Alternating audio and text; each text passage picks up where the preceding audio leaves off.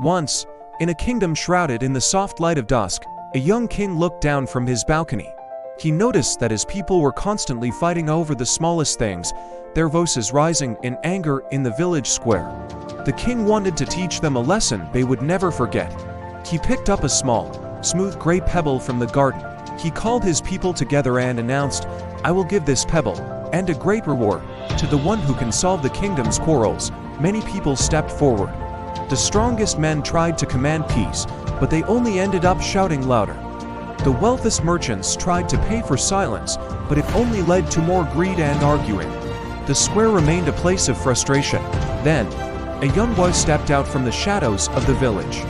He walked calmly toward the center of the square. He looked at the angry faces around him and said simply, "We don't need a reward to be at peace.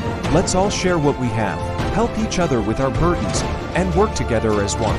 The square fell silent as the villagers realized the simplicity of his truth.